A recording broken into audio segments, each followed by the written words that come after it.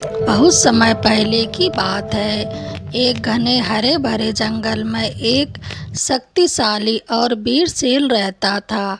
शेर जंगल का राजा कहलाता था और सभी जानवर उससे डरते थे। जब वह दहाड़ता तो पूरा जंगल कांप उठता। शेर अपनी ताकत और शौर्य पर बहुत गर्व करता था। एक दिन दोपहर के समय शेर शिकार करके लौटा और अपने गुफानुमा घर में आराम करने लगा।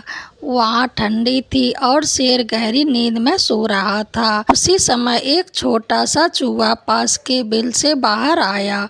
वह बहुत चंचल और शरारती था।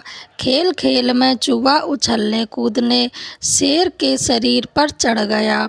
कभी उसकी पूंछ पकड़ता, कभी उसके कान खींचता और कभी उसके पेट पर दौड़ लगाता।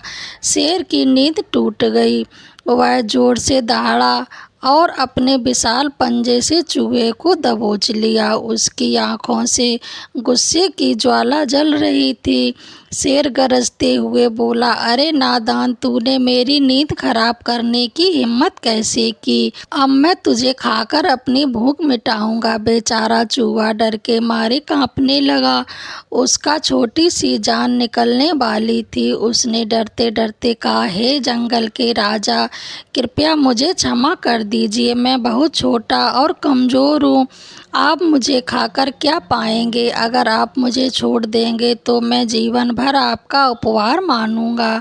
कौन जाने कभी मैं आपके किसी काम आ सकूं। शेर उसकी बात सुनकर ठहाका मारकर हंस पड़ा। उसने सोचा, यह छोटा सा चूहा भला मेरे किस काम आएगा? यह मजाक कर रहा है।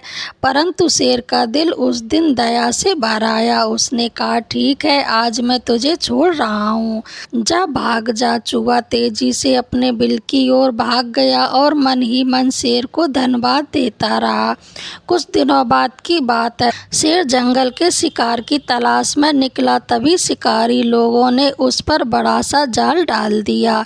शेर जोर जोर से झटपटाने लगा, लेकिन जाल इतना मजबूत था कि चाहे कितनी ताकत लगाता वह बाहर नहीं निकल सका। शेर जोर जोर से दहाड़ने लगा। उसकी दहाड़ सुनकर वही चूहा आ गया।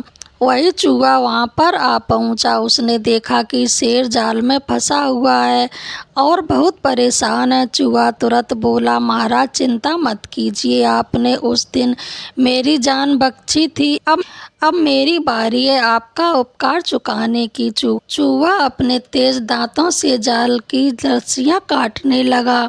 वह लगातार मेहनत करता रहा। थोड़ी ही देर में जाल पूरी तरह कट गया और शेर आज़ाद हो गया। शेर ने राहत की सांस ली।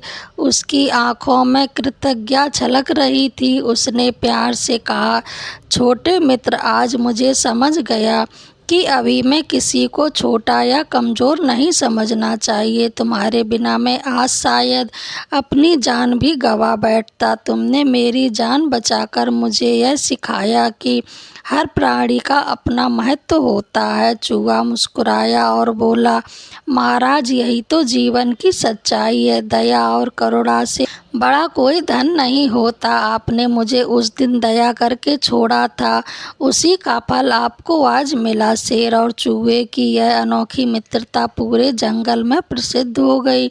अब शेर और चूहा अक्सर मिलकर बातें करते और एक दूसरे के सम्मान करते।